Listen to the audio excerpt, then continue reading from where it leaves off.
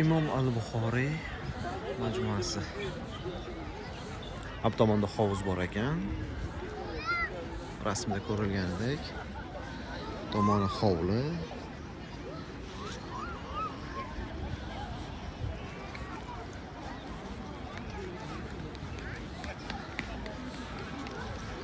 Oppoq. Registonlarni ko'rib g'isht rangda bo'lgani uchun bu qandaydir ancha chiroyli ko'rinyapti. Keyin mana bu minoralari juda ham chiroyli.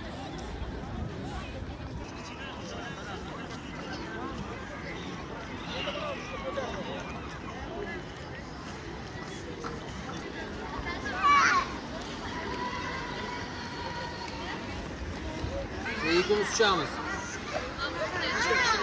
Ana eshik qismi bu.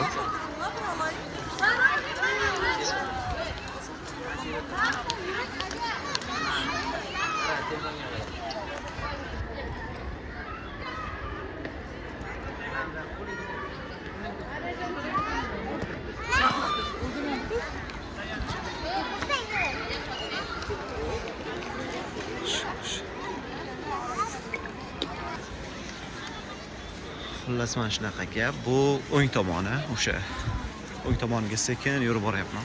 O'ng tomondagi birinchi minora. Rangi o'zgarib turar ekan doimiy. Menga ko'k rangi yoqdi, mana ko'k holatida. Oq bilan yanada ancha chiroyli bo'lar ekan.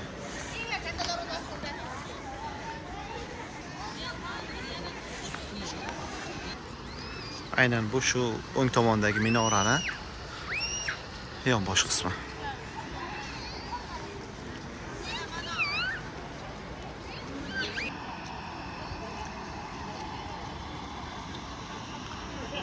Endi orqa qismiga o'tamiz. Orqasida nima bor ekan?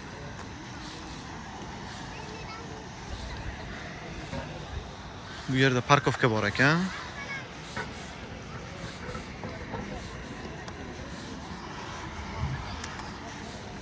Keyin bu tomonda kirish bor ekan ichkariga. Eshikdan kirish. Eshiklardagi toshlar vashcha chiroyli bor. Bu yerda nima bor ekan?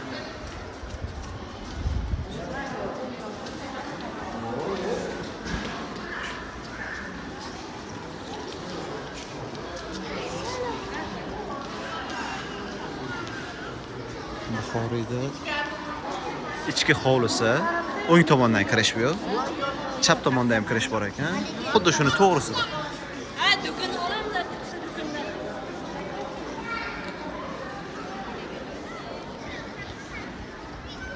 İçki hovlisini umumiy ko'rinish.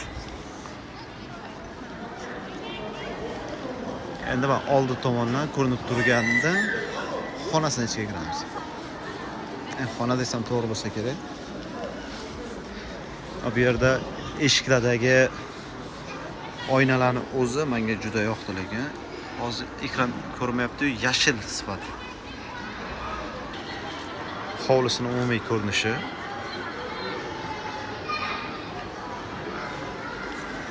Sekin ichkariga kiramiz endi.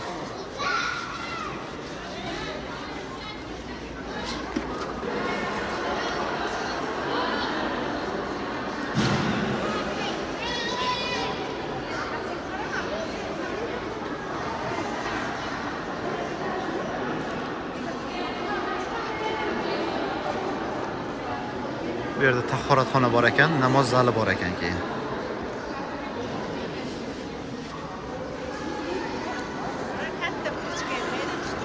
Erkaklar tahoratxonasi, erkaklar namoz zali. Oxirida bo'lsa ayollarniki bor ekan.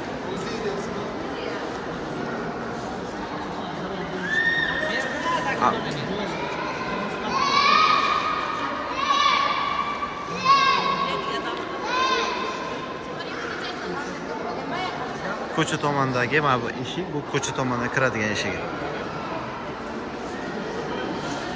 Lift bor ekan mana bu yerda. Ikkita lift bor ekan. Narsalar qo'ysak bo'lar ekan tahorat qilguncha.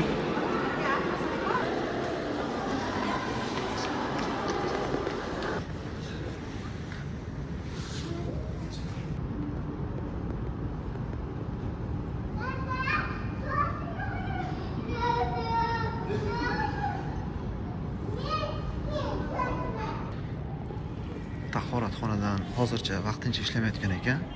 Tahoratxonadan chiqib, endi namozlarga o'tirar ekan. Juda ham go'zal holatda.